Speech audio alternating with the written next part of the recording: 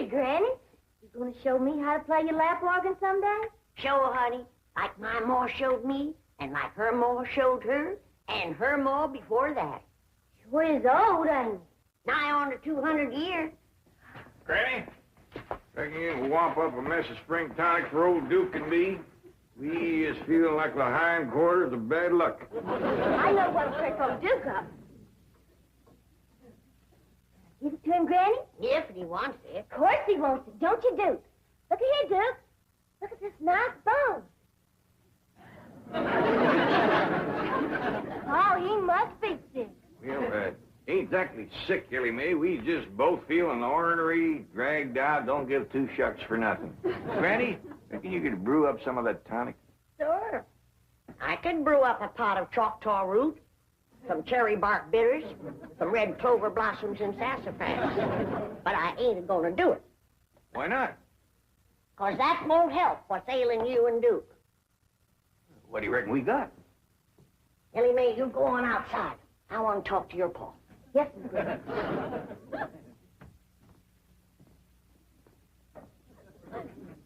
It ain't what you got.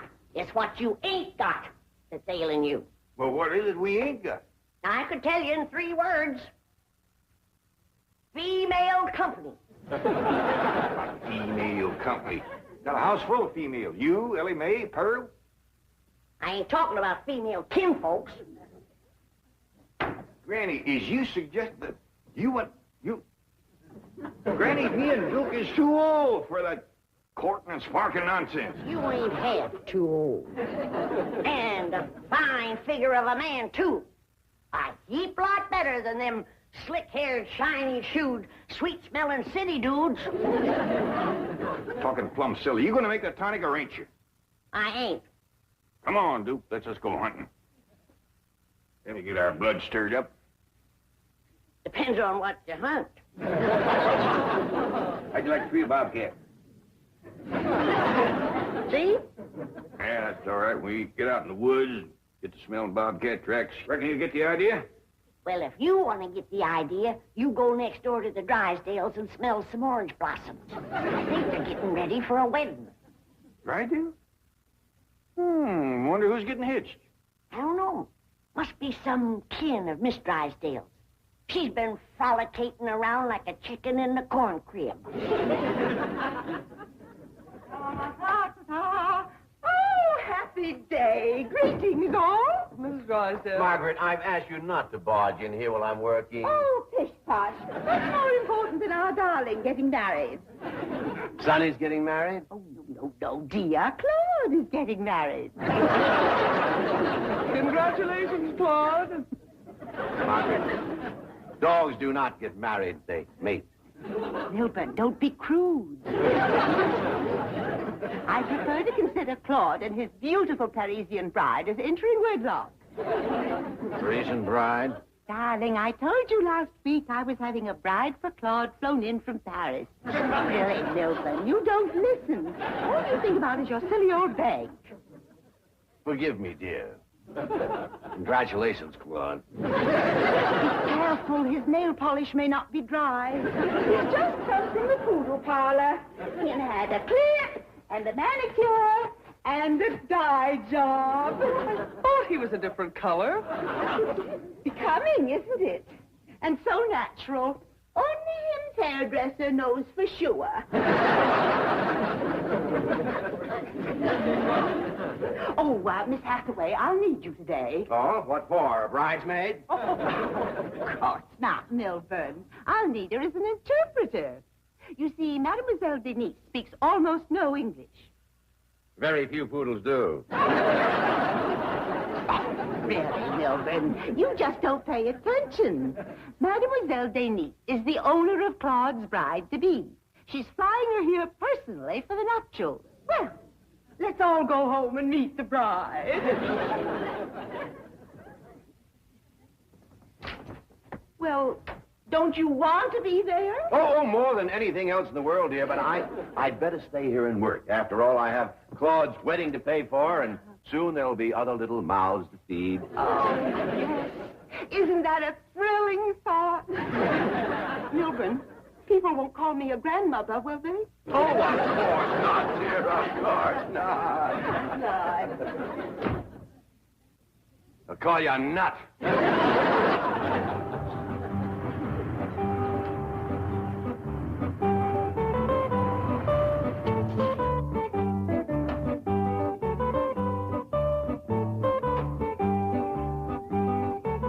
Pardon, messieurs. Est-ce que c'est la maison de Madame Drysdale? Excuse me, ma'am, but I didn't quite get what you said there. Is this the Drysdale home? Oh, no, ma'am. Drysdale Place is next one over yonder. Yonder? Behind them tall trees there. Come this way and I'll show it to you. Now, sight twixt them first and second trees there, you catch a glimpse of the Drysdale house. See it? Ah, oui. Now, you come might further, you can see more of it.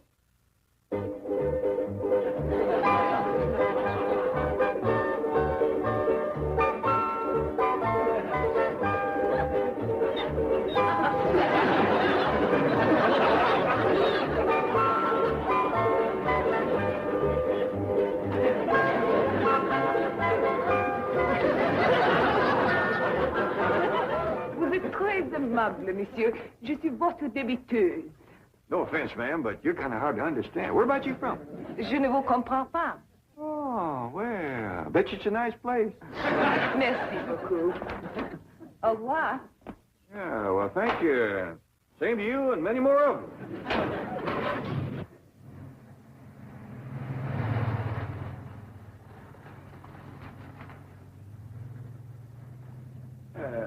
Mighty handsome-looking woman. Smelled pretty, too, didn't she, Duke? Duke? Where'd you go, Duke? Granny. Granny. Yeah, Pearl. Do you know who's got a secret, sweetheart? No, Pearl. But hum it for me. I'll pick it up. It ain't a song, Granny. It's Jen. She's got a lady friend, and she's pretty, too. Well, the old rooster took my advice. Hey, Granny, hey, Pearl, look at old Duke. He's got a new friend. Well, by dingies, they both took my advice. I reckon maybe I'll take it next myself.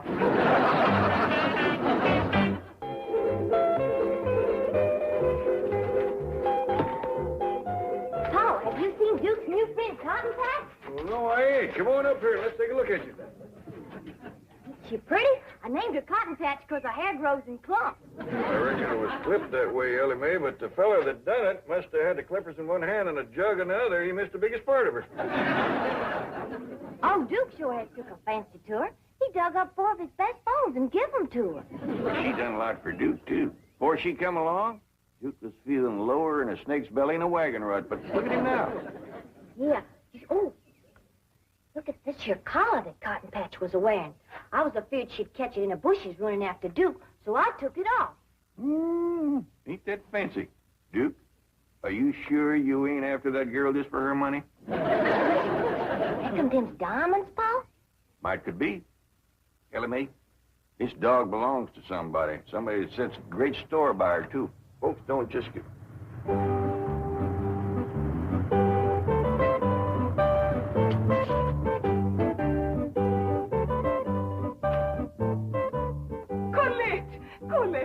Quel homme merveilleux! Vous avez trouvé mon chien bien aimé. I reckon this must be the party that owns Cotton Patch. I'll put her in the car for you, ma'am.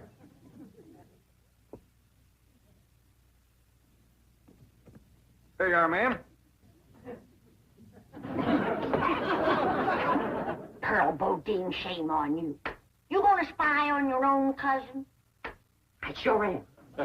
Me too. Oh, monsieur, je ne sais pas comment vous remercier, mais peut-être que ça vous démontre mes vrais sentiments.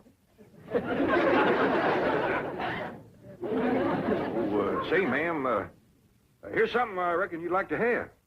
Oh, monsieur, je vous remercie encore une fois, 1000 fois merci.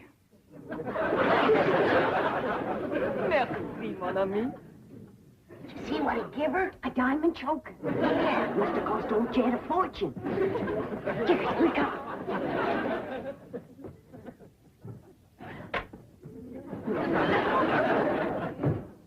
And this place is shining. Hey, Granny. Yeah, Pearl. Up and you had a beau driving up in a fancy car and a hugging and a kissing you. Wouldn't you want your kinfolk to meet that beau? I sure would, Pearl. Especially if I was giving that beau expensive presents. You mean like a diamond choker? That's what I mean. You know, I hear tell that French women is real fond of jewelry. If you two are trying to make something out of what just happened outside, you can leave off before you get started. All I was doing was returning that lady's dog, and that diamond choker was the dog's collar. Here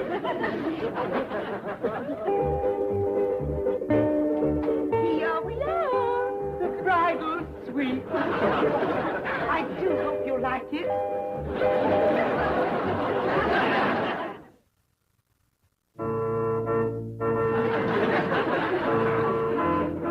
This is such a beautiful moment.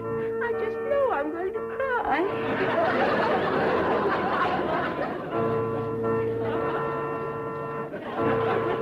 Come, Claude, you handsome groom. Your lovely bride is waiting.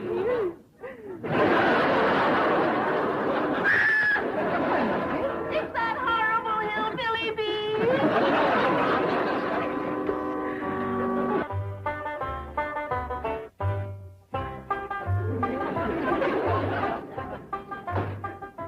Jay, came home quick as I could. We going hunting now?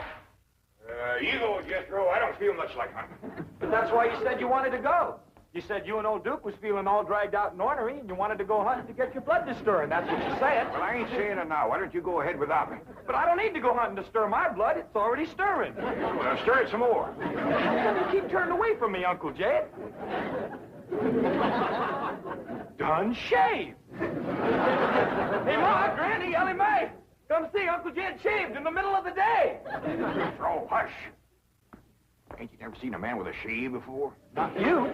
Not unless there's a wedding or a funeral to go to. Hey, look yonder at Uncle Jed. Great clouds of buggy dust. He got rode off his stubble. Trimmed his mustache. In the middle of the day. Tarnation.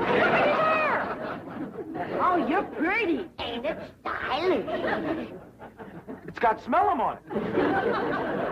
Things have come to a sorry state when a man can't shave his face and comb his hair without his family cackling like a bunch of chickens at a new worm. Why, Cousin Jed, that ain't a nice thing to call your sweetie. Jed got a sweetie? City woman. Talks foreign. Drives a sporty car. Dresses to the teeth. Wears jewelry. Given to her by your Uncle Romeo. I mean, Jed. Diggity. Oh, am I gonna have a new mom? Oh, you ain't. I ain't gonna listen to more of this nonsense talk.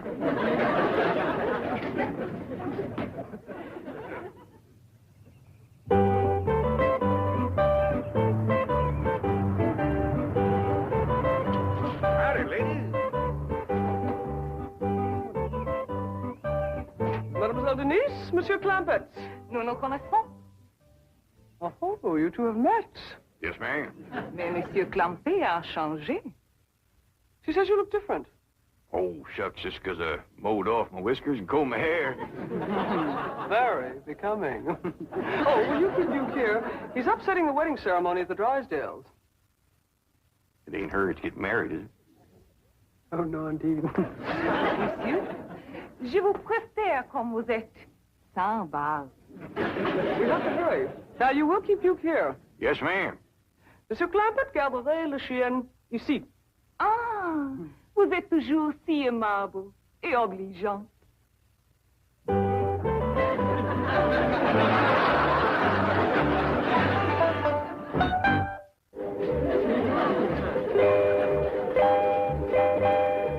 Mademoiselle Denise is calming the bride's nerves. They'll be right in. Good, good. This delay is so difficult for Claude. I hope he doesn't get one of his migraines. Well, the perfume. I want to eradicate every vestige of that horrid beast from next door. Claude must never know. What in the name of FHA is this? You've come for the ceremony. No, I've come for my secretary. Margaret, this used to be my den. And there's where my TV set was. And now it's a love nest for Claude and his beautiful bride. Milburn, doesn't it thrill you? Can hardly stand it. Oh! This is Mademoiselle Denise. And this is my... Yes, we've met. Come on, Miss Hathaway, let's get back to the bank. Oh, no, dear. Claude is about to meet his new bride. Would you like to give her away? Can I give them both away? Oh, dear boy. Darling, you bring Claude in. He'll feel more secure with his daddums at his side.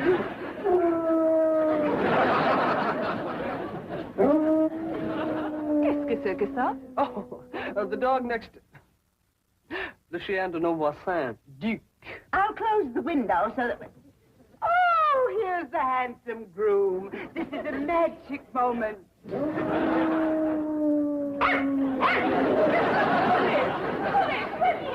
Oh, what a cruel blow.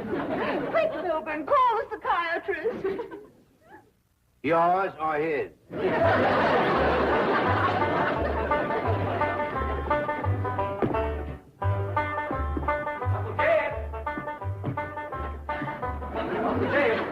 Is we going hunting or are you going courting? You talking about I ain't going courting. Then we's going hunting. Told you I didn't want to go hunting. Now you go yourself and take Duke with you. Duke don't want to go hunting. Well, he's outside right now, frisking around with that there white dog that Ellie Mae calls Cotton Patch. She there? She sure is. Old Duke's happier than a cat at a fish fry. She's running and jumping and just playing around and... What are you holding under the table, Uncle Jay? None of your business. Now get out. You're polishing your shoes. Hey, Ma! Granny, Ellie Mae! Uncle Jim's polishing his shoes and it ain't even Sunday. You do make more racket than a jackass in a tin barn. Well, this is the nosiest family a man was ever burdened with. Well, look at them shoes. All fresh oiled. Passing new laces, too. And them's his best socks. And it ain't even Sunday. Son, every day's Sunday when you're in love. Now that takes a rag off in the bush. I ain't in love, and I just oiled my shoes because they were squeaking. They've been squeaking for 15 years, as I remember. You ain't never oiled them. Young'uns, you go and get outside. Granny and me's got some grown-up things to say. I ain't gonna listen to no more fools. Now, Jed, you hadn't ought to fight against romance. You're still young and good-looking. And you're rich, too. Yeah. And with that, you don't need young and good-looking. That reminds me. I dug something out of the mothballs for you.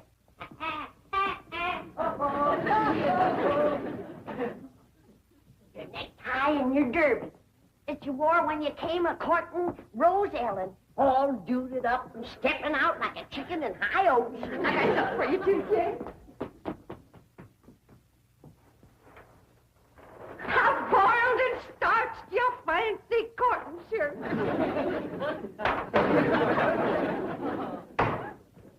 I'm gonna put this stuff back where it belongs, and I don't want to hear no more words about romance. Where you going?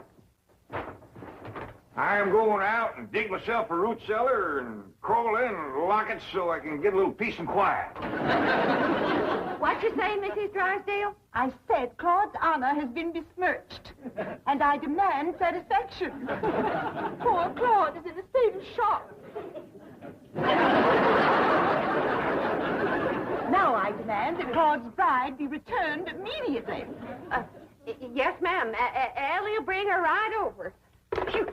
Eddie, you better get that poodle over there fight. I sure will. Hold on, Ellie Mae.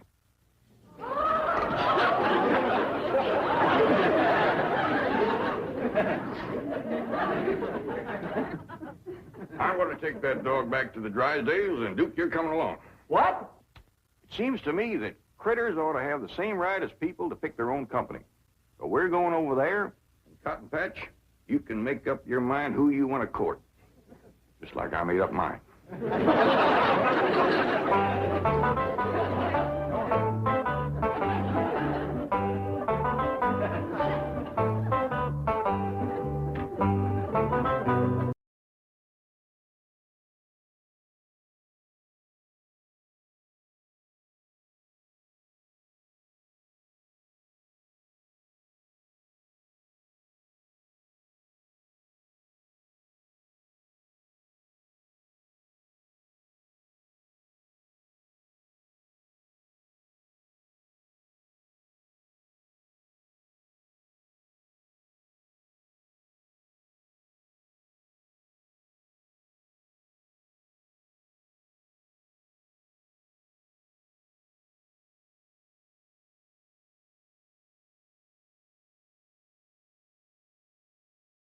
Clampett. I'd know you anywhere. Jed Clampett, just like Mother described you. Your ma knows me? Well, we live just beyond the ridge from you, back home. Well, it's mighty nice to have somebody from back home drop in on us. And it's mighty nice to feel the firm, friendly grip of a real mountain man again. Come in, come in. Don't believe I caught your name. Jones, Harry Jones. There's an article here concerning a confidence man known to be operating in this area. So? His M.O., that is police vernacular for modus operandi, which in turn is Latin. I know what modus operandi means. I watched Dragnet for 7 years. Sorry, Chief. To continue, his M.O. is to prey upon rural types, especially those who have come into money, like the Clampetts. He's particularly... Let's see that. Harry Jones, alias Herbie Jones, alias Herbie Brown, alias Herbie Brower. Came out to California and struck it rich, acquired a lot of property. But now my heart says, Herbie, boy, go back to the land of your childhood. You said your name was Harry. Oh, it is. Herbie's my second name, the one Mother always used to favor. Actually, when I think of that, I think of home and Mother. Molly passed on, has she? Well, no, she's very, very sick. That's why I have to dispose of all my vast California holdings and hurry to her side. Now, Mr. Clampett, how would you like to buy the Hollywood Bowl? Where you going? Well, I gotta go out and fetch Granny. She takes care of buying everything for the kitchen, like pots and pans and bowls. No, Mr. Clampett. It's not that kind of a bowl. The Hollywood Bowl is a vast open-air amphitheater, seats 20,000 people. What in the Sam Hill would I want with a place like that? What? Well, do you know how much money the Hollywood Bowl took in last year? Can't say as I do. $4 million. Is that a fact? That's right. $4 million? Yes, sirree, Bob. What the Sam Hill would I want with a place like that? You mean $4 million doesn't interest you? Well, not especially. I already got more than I need now. Well, congratulations. You just passed the test. What test? I just wanted to see if you were still that sweet, honest, ungreedy man that my dear mother told me about. Get Clampett on the phone. As the bulletin says, he is particularly clever at selling public parks and monuments to these rural types. He convinces them that he's one of their own kind. Sorry, Chief, the line's busy. Tell me, Mr. Clampett, what do you like to do? What I mean is, what are your favorite pastimes? Well, I reckon hunting, fishing, whittling. Well, then, the Hollywood Bowl is exactly what you need. I don't quite follow what you mean. Well, let's take whittling, for instance.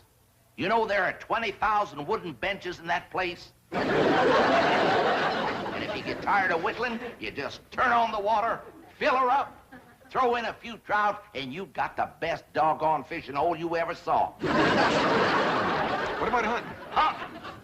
Why, in those hills surrounding the Hollywood Bowl, especially on Mulholland Drive, you'll find more wolves up there than you'll find in any place in this here country. What do you know about that? Jed, where are you? We're in here, Granny. Jed, can you get the top off of this? Oh, I didn't know we had company. Mr. Jones, this here is, Of course. Granny, I'd know that face anywhere. Mr. Jones is from back home in our part of the country. His family used to live beyond the ridge from us. Jones? Jones. I recollect a family of Joneses that lived beyond the ridge. That must have been... They was horse thieves.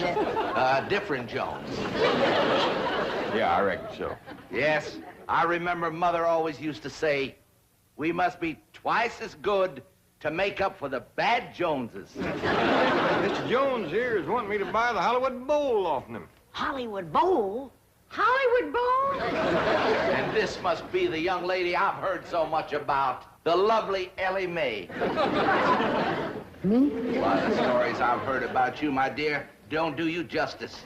You have a much more mature beauty than I expected.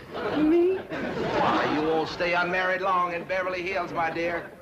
I'm surprised some handsome young movie star hasn't already claimed you for his very own. Me?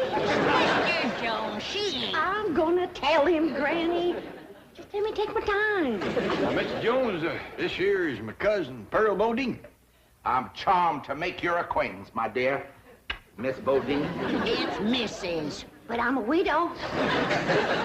Pearl, you seem to know about Hollywood Bowl. Oh, yeah, did. I heard about it. It's where they have all that open-air music and singing. Pearl here is right gifted at singing and playing and yodeling.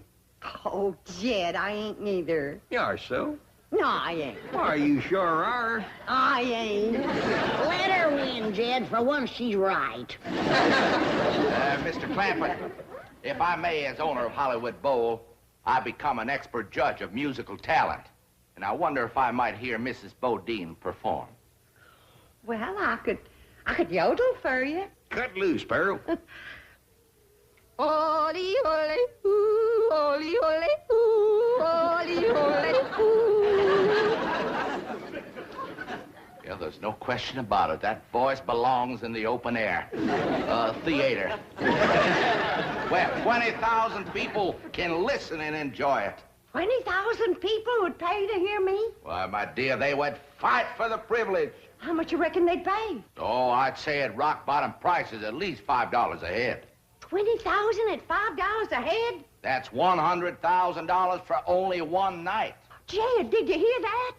I sure did, Pearl. Mr. Jones, looks like you got yourself a deal. Your troubles is over. You mean it? Yes, sir. With a moneymaker like Pearl singing and yodeling for you, you won't have to sell your Hollywood Bowl. I won't.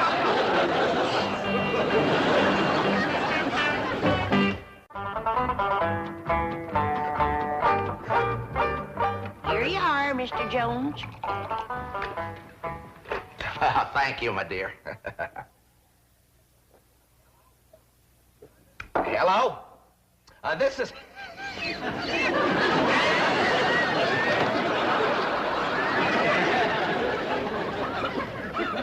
Hello? Did Mr. Jones call his lawyer yet? Trying to get him now. Seems to have a little catch in his throat. Pearl told us some news, Granny. Ma's gonna sing in Hollywood Bowl, huh? It ain't set for sure until he talks to his lawyer. But you've got to find a way to get out of those contracts. This woman is a tremendous talent. Why, she's the greatest yodeler since Caruso. By George, I'm glad I'm selling the Hollywood Bowl. When a woman with the talent of Pearl Bodine can't play in my theater, then I'm through, you hear me? Through! I ain't gonna sing in Hollywood Bowl, Mr. Jones. We're booked solid, my dear, and I just got to honor those contracts. But if someone else was to buy the Hollywood Bowl, he could make new deals. He could put in anybody he wants. Jed, it wouldn't do no harm to go look at the place, would it? Oh, I don't reckon there'd be no harm in that.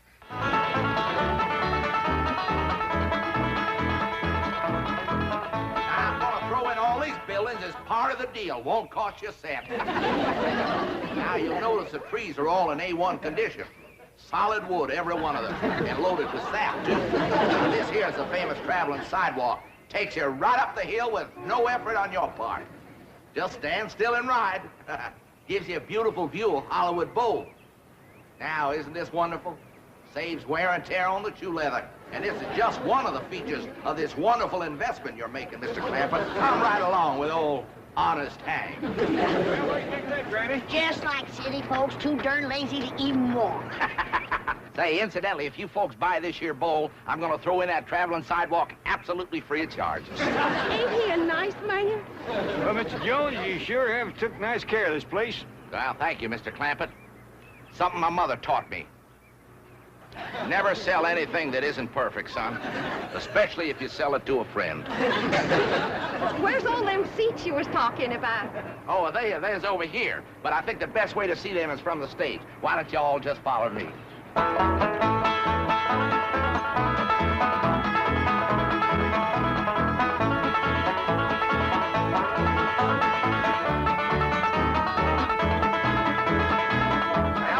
there are your 20,000 seats. Land of mercy. What do you think of that, Granny? Sure would hate to whitewash all them benches. Pearl, this'll sure be a dandy place for yodeling. Never seen nothing better. Jethro, You run up to them top seats way up yonder and see, can you hear me when I cut loose? Okay, Ma. You know, he ain't gonna jump off that stage here. There's a 10-foot drop and then water.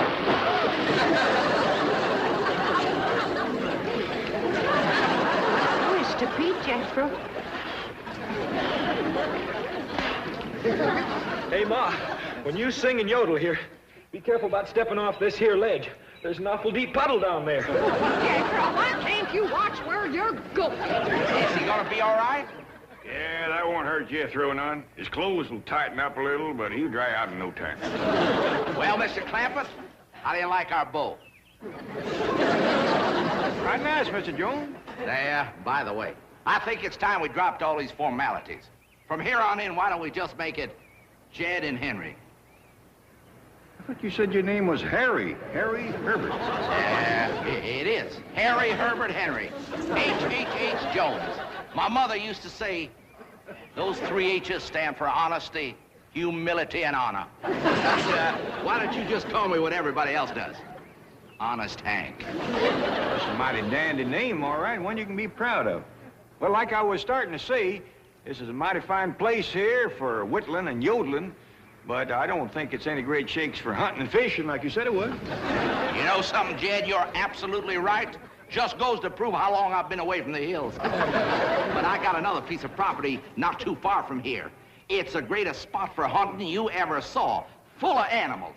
And I'm gonna sell it to you dirt cheap. It's called Griffith Park. Yeah, named after my dear old mother. That's a mighty pretty name for a woman, Griffith Park. Unusual. Jed, why don't we take a run over there and have a look around? Well, that sounds like a mighty fine idea. Granny, Ellie Mae, Earl, we're all going over and looking at a piece of hunting property Mr. Jones has got. Hank. Honest Hank. Her looks like somebody's thrown a spell on her. Yeah, she acts like she's in some kind of a trance or something. Pearl. Pearl? Hey, Pearl? Pearl? Pearl! Pearl! Pearl? Pearl? Hey, Pearl? Pearl?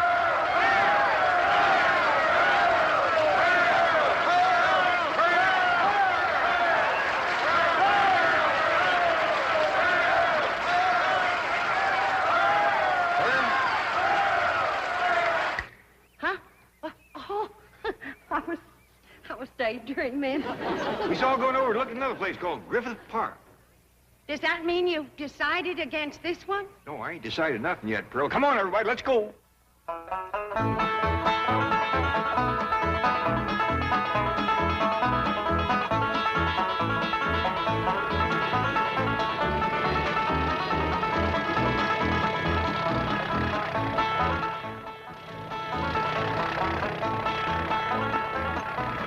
Ain't this beautiful? Just like back home. Ain't smelt piney woods like that since we left home. Uncle Jed, you just gotta buy this. Well, we can build us a cabin in here and come hunting all the time. Ain't gonna shoot at my critters, are you?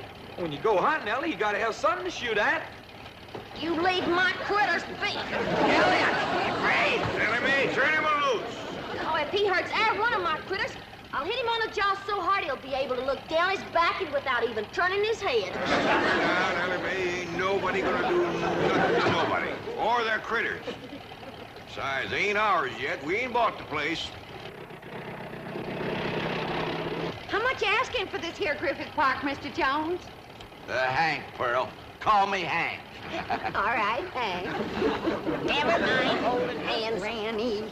Earl, that's a sure trick of a crooked horse trader. So you won't look too close at the horse or listen too close to the price.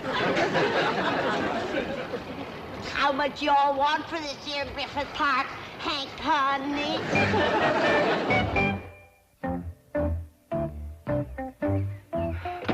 Not a sign of anybody inside the house. Nor outside. Oh, well, we're probably worried about nothing.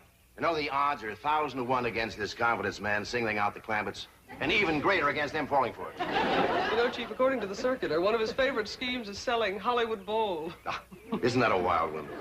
Can you imagine anyone ignorant enough to actually... Hollywood Bowl? Hurry. Yes.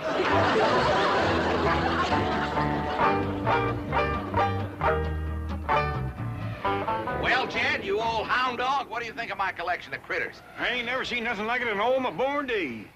Granny, how about that? If that don't beat all, a jackass with stripes. Granny, you ain't seen nothing yet. They even got bobcats with stripes. But them rascals is so high and as long as from here that post. Yeah, that's what they call tigers. Cost me a heap of money, bring them all the way from India. Mr. Jones, you ought to be ashamed. Putting all them critters in cages and pens. Don't you know critters like to be turned loose? Now, you simmer down, Ellie. The only reason I put them in pens and cages so your pa could look them over, see what he's buying. I didn't want to have him go traipsing all through the brush. Nice of a minute, Ellie Mae. Well, I reckon. But turn them loose quick as you can. Yeah, I will, Ellie. That's a wonderful girl you got there. As a matter of fact, you got a wonderful family. My kind of people, as Mother would say. Has anybody seen Jethro? Jethro? It's awful hard to keep track of him amongst all these animals. I didn't mean that the way it sounded. Of course, Jethro's a good-looking boy. Well, why shouldn't he be? His mother's so beautiful. Well, I'll be doggone. Ain't they funny-looking little fellers? Yeah, I don't blame you for staring. I told Ma I looked funny in a necktie. Dad, that wild daughter of yours has jumped in with them bars. I seen her. She's in there with them big varmints coming on quick. Sure have been a hankering to meet up with you fellas. But Pa says when his pa was a boy, there's lots of you fellas in the hills back home. But by the time I come along, you'd all gone away. Sure do like you. You're so nice and soft and furry. You're friendly, too. When my pa buys this here Griffith Park, I'll take you home with me. There's a heap more room there to roam around than you got here. There's some nice big trees for you and me to climb.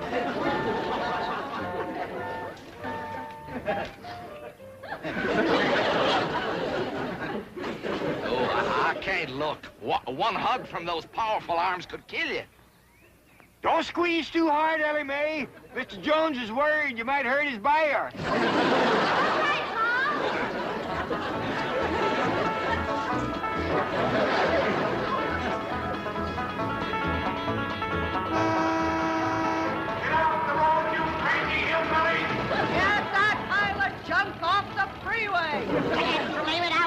Brought my shotgun, they wouldn't talk back to us that way.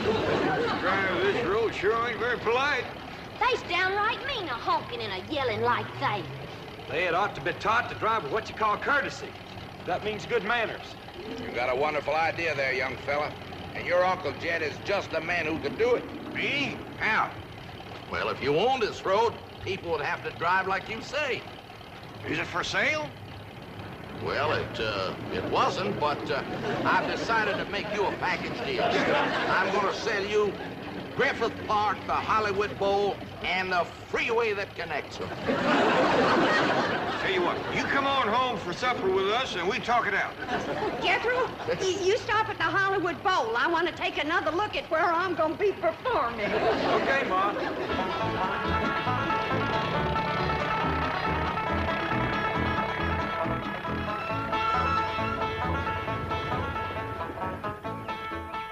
Jed, you and Mr. Jones go on inside and talk out your business. Jethro and Ellie Mae and me will be back directly. Well, where are you going, Granny? I'll tell you later. Jethro, drive around the back. We got a few things to pick up.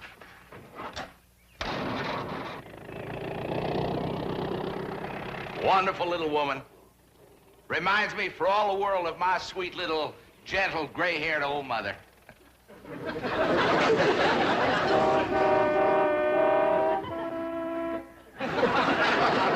You heard me. I said if I let you use our freeway, do you promise to drive with... What is it again, Jethro? Courtesy. Yes. That means being polite to other folks driving and not speeding or honking or yelling at them. Or cutting in and out of lanes. Over at school, they told us that causes accidents. Well, speak up. Do you promise? Yes, ma'am. All right. Get back in your car and pass through. Next.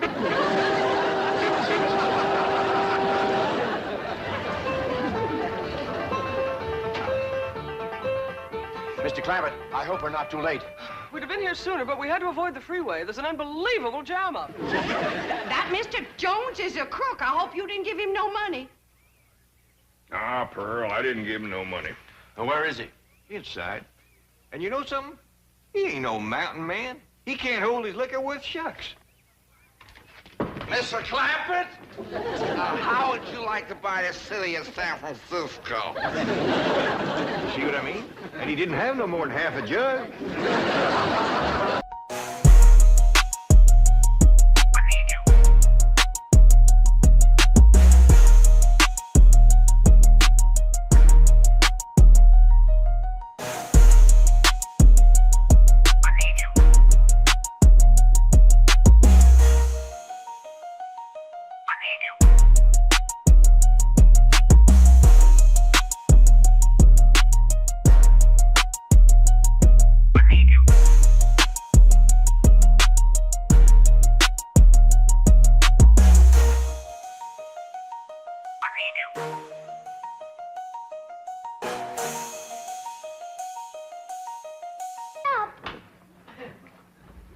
No sassafras, no snakewort, no pecoon root, nor wretchweed.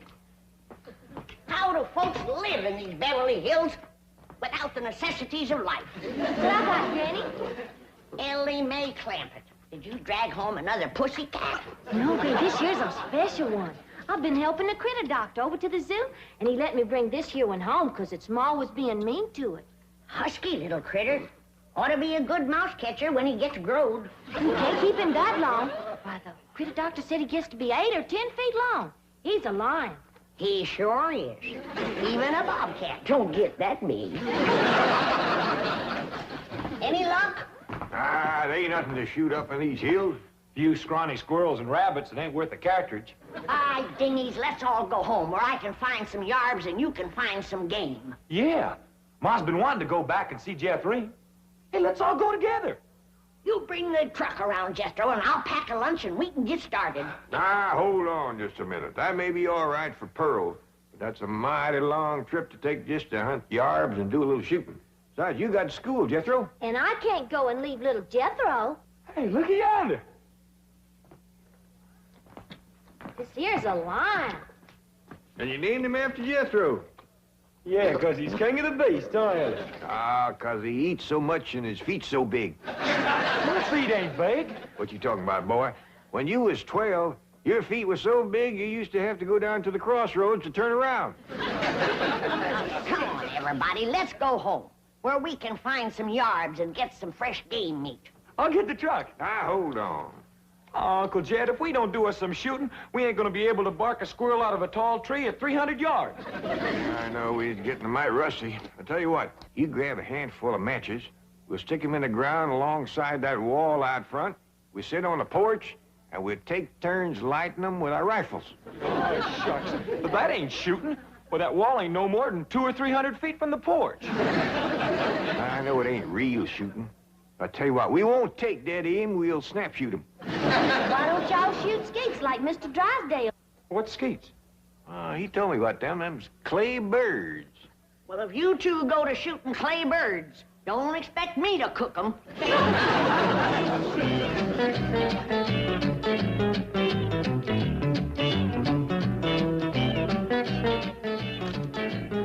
Any statement about tomorrow's match, gentlemen? Yes. Oh, I want to tell you. gentlemen, if you please, I should like to read Mr. Drysdale's prepared statement. Win or lose, may the spirit of fair play and good sportsmanship, which so symbolizes the Commerce Bank, the friendly bank of Beverly Hills, prevail in this great competition. Oh, baloney. I'll give you a statement. My bank's gonna shoot the pants off of his bank and win this trophy back permanently. I shall begin again. Win or lose, may the spirit of fair play and good sportsmanship, which so... Now, listen, Hacker. Your bank hasn't won in 2 years. Not since Lynn Crandall became my vice president and teammate. And furthermore, I've got a little surprise for you this year, Drysdale. I've got a new cashier that can outshoot Davy Crockett. You'll have to go some to outshoot Hawkeye Crandall. You said it. Why, Hawkeye Crandall... Hawkeye Crandall, my Aunt Nellie. When you see Gene Sandbloom handle one of these things. Wave that in my face, Hacker. Chief, Chief, it's Vice President Crandall calling from the hospital. Hospital? Hawkeye? Yes, he was crossing the street and he didn't see a fire truck coming. Hawkeye, how bad are you hurt? Both legs broken? Right arm? 3 ribs. Well, we got until tomorrow morning. Try to make it. What else can happen to me today? The skeet championship out the window, and now those crazy Clampetts are shooting at passing cars. Surely your wife's exaggerating, Chief. The Clampetts wouldn't do anything that foolhardy. No? Well, just in case they would. Isn't that their driveway up ahead? Yes. Let me know when we're safely in.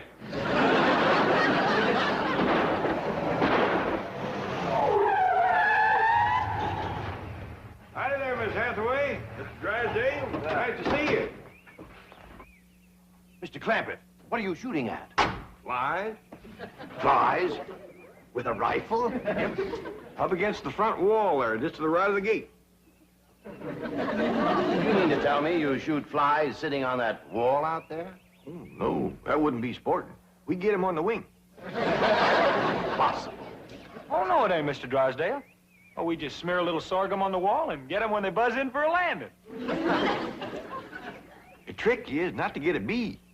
If you shoot a bee, you miss your turn. Sometimes when they come in fast out of the sun, it's hard to tell them apart. I can't even see the sorghum. Neither can I. Oh, Uncle Jed ain't missed one yet. Well, back home, they called him Hawkeye. Did you say Hawkeye? Oh, you know how folks hang a nickname on you. Miss Hathaway, the trophy may not be lost. The Chief, he has to be an employee of the bank. Meet Mr. J.D. Clampett, my new vice president. Welcome aboard, Hawkeye.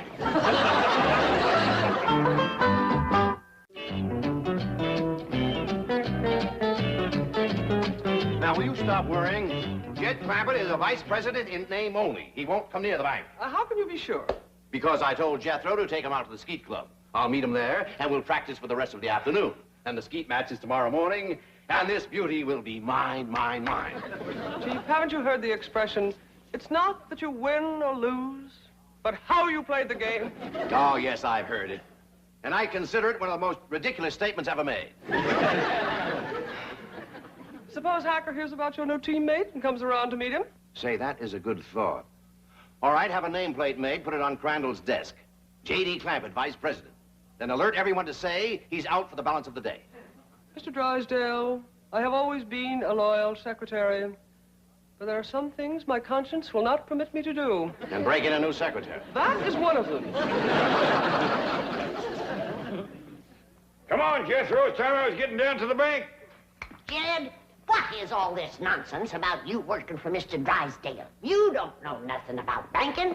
Well, that's what I said, Granny. You know what he said? What? He said, Mr. Clampett, you are the kind of man I need for vice president because you are a straight shooter. Yeah? I reckon there's always need of a good, honest man. Yeah, especially in the banking business. Come on, Jethro. Uncle Jed, Mr. Drysdale said I was to take you out to the skeet shooting range. He said you don't have to come to the bank today. Yeah, I know, Jethro. I reckon he's just trying to be nice. Because with this other vice president in the hospital, I don't see what help I could be to him shooting skeet. Oh, shucks. I was counting on shooting some of them clay birds. Well, go right ahead, Jethro, and take him off if you'd like to go. Pearl don't care nothing about shooting. But I sure would like to get my old double barrel unlimbered. It's getting rusty, and so am I. Well, fine, Granny. And Ellie Mae can go, too, if she wants. Just drop me off at the bank on the way. Is this satisfactory, Mr. Drysdale?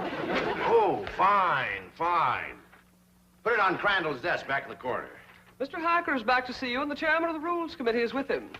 I think they expect you to default the contest. Ha, ha, ha, ha. Just when I've got it won.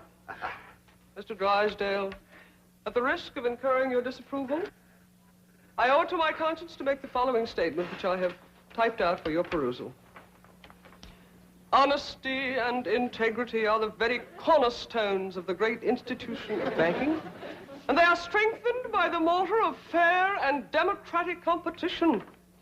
This trophy is symbolic of that competition. It represents a glittering ideal, and I say to you, better defeat with honor than victory at the cost of a tarnished ideal. Here, here, Mr. Drysdale. You are a credit to the entire banking profession. That is one of the most inspired statements that I have ever heard. And Hacker here thought that you'd default or ask for postponement merely because you'd lost your teammate. Hacker, read those words over and over.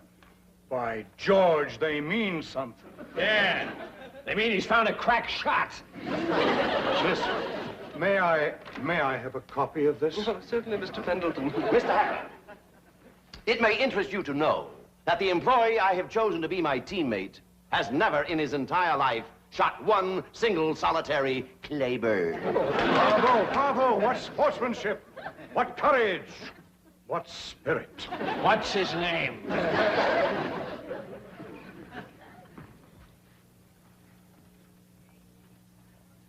J.D. Clampetts, vice president? What does the vice president do, Paul? Yeah, I just ain't exactly sure, really, May. That's the reason I want to talk to Mr. Drysdale. He might be out at the ski place waiting for you. Well, we'll see.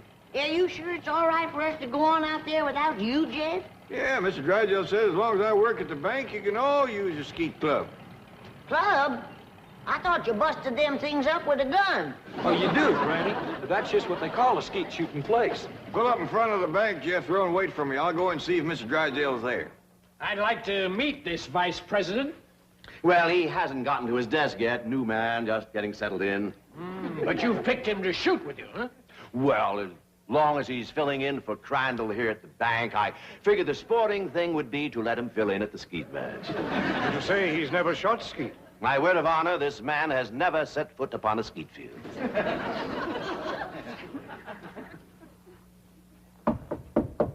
Come in. Oh, excuse me, Mr. Drysdale. I was just Mr. wondering if... Come in, come in. Well, I don't want to butt in. Oh, it's perfectly all right. These gentlemen were just leaving. Business before pleasure, gentlemen. Sit down, make yourself comfortable. See you in the morning, gentlemen.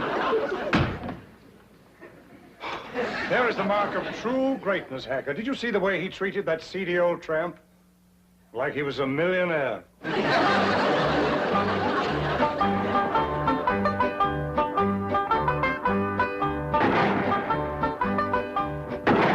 This is Crandall's skeet jacket.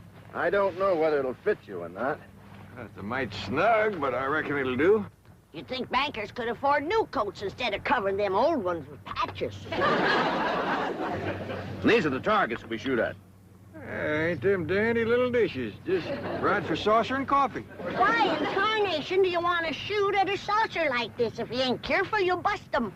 Whereabouts is the cups? No, there aren't any cups. See? You done busted them, didn't you? No, Granny, we don't use cups, just these saucers. I mean, these targets. The object of the game is to hit them as they fly through the air. I reckon I'd like to try that. Give me a gun, Jethro. I'll handle the release switch, Chief.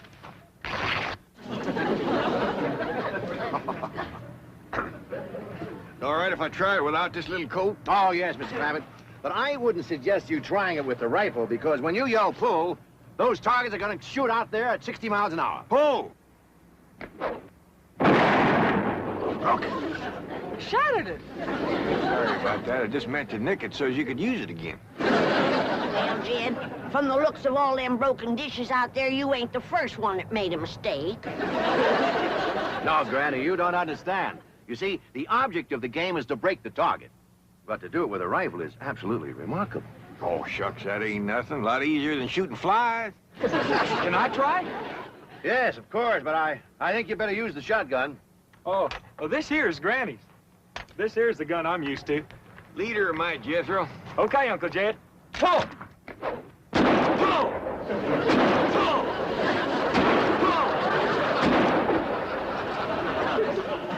Fantastic feat. Yeah, they's big, all right, but they help him to stand steady. Step aside, Jethro, and give me a whack at busting them things.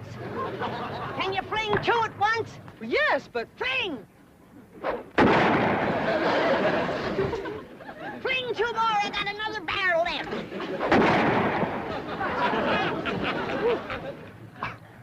I have never seen such marksmanship. Why, with any one of you as my teammate, I can win tomorrow. I'll shoot with you, Mr. Drysdale. I'll shoot with you, Mr. Drysdale. Well, thank you, but you see, my teammate has to be someone who works at the bank.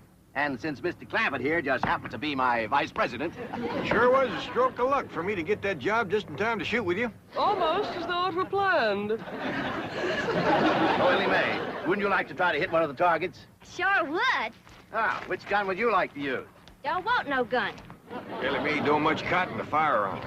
Don't tell me she's going to try to hit tough. Pull!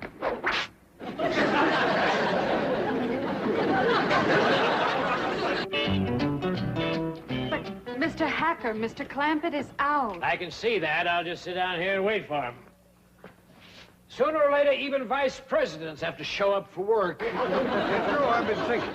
With Mr. Drysdale and Miss Jean both gone, maybe they need me over to the bank. Should have dropped you off there? Yeah, I reckon you better. Here, Pearl knows how much to let this out for me. Yeah, I figure if I'm going to be any help to Mr. Drysdale, I better get at it. Well,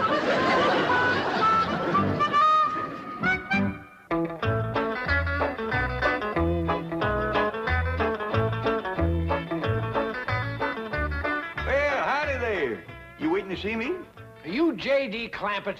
Sure am. Jed Clampett. Vice president of this bank? That's what they tell me. You know, I just had a hunch to come in. I figured there might be something I could do to help. I think there's a world of things you can do to help me, Mr. Clampett. That's just dandy. I don't believe I caught your name. Hacker. William Hacker. You call me Bill. Well, howdy there, Bill. It sure is nice to make your acquaintance. Sit down, sit down. What can I do for you? Well, to start off with, you can tell me how long you've been in the banking business. Well, this here is my first day. And already you're a vice president? Well, that's the job I'm commencing with. And I want to tell you that Mr. Drysdale is as fine a man as you ever want to work for. Why, I ain't done nothing all day but shoot skeet. I see. Tell me, do you shoot good skeet? Well, I never tried for it today. Of course, it don't take much shooting to bust them great big saucers, especially if you got a good rifle. You shoot skeet with a rifle? Well, I admit it's kind of like shooting fish in a barrel. My daughter Ellie Mae does just as good with her slingshot. That's very interesting. How did Mr. Drysdale happen to find you? Oh, we was next-door neighbors. Your next-door neighbor of Milburn, Drysdale? Up there in those exclusive estates? Yep. Matter of fact, he got the place from me. You see, I come into a little money here a while back, 25 or 30 million. Dollars?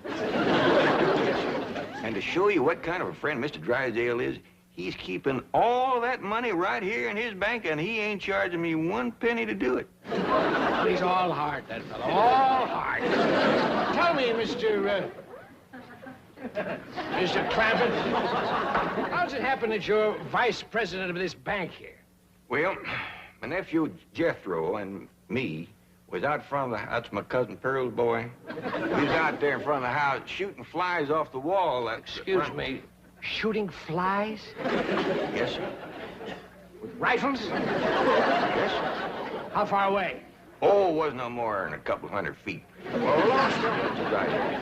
Can you win a round of skeet, Billy boy, Billy boy? Can you win a round of skeet, Billy Hacker? No, I cannot win a round from that new teammate you found. He's a crack shot and cannot miss the target. I'd like to point out it is not too late to do the decent thing. Now, the bank's still open. Select an employee at random. Take me. We may lose, but we will lose with honor. Here's the trophy mine for keeps, Billy boy. And he says, well, say, speaking of Mr. Drysdale, here he comes. Mr. Clampett, what are you doing here? Where should a vice president be? Out shooting flies off his front wall? Hacker, you sloop, get out of my bank. Not until we first have a little meeting with Mr. Pendleton. Mr. Drysdale, I am shocked, to say the least. Shocked and disillusioned. I apologize, Mr. Pendleton. My desire to win momentarily overcame my sense of fair play. But I have a suggestion. Suppose I select at random an employee to be my teammate. Now, that seems sporting, eh, Hacker? Yeah, I'll buy that. Well, I have a new young janitor, not a very bright kid, but nice. Jethro Bodine. Just a minute, Drysdale. Isn't he Clampett's nephew, the one he shoots flies off the wall with? Well, Drysdale, is this true? Yes. Yes, it is true. Miss Hathaway, I believe you're on overtime. Right, Chief. Good night, gentlemen. Now, I have a suggestion for you. I'll pick an employee of yours at random to be your teammate. I consider that eminently fair. Agreed, Drysdale?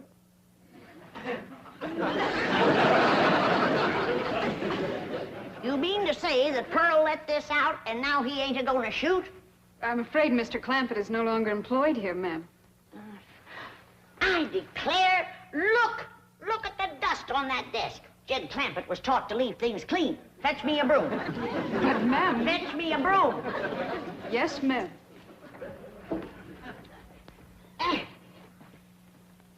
I declare, city living is spoiling the whole darn family.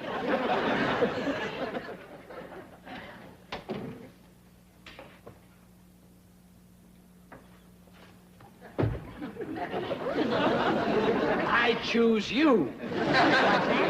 Let's see how Mr. Drysdale does with a scrub woman. Fling!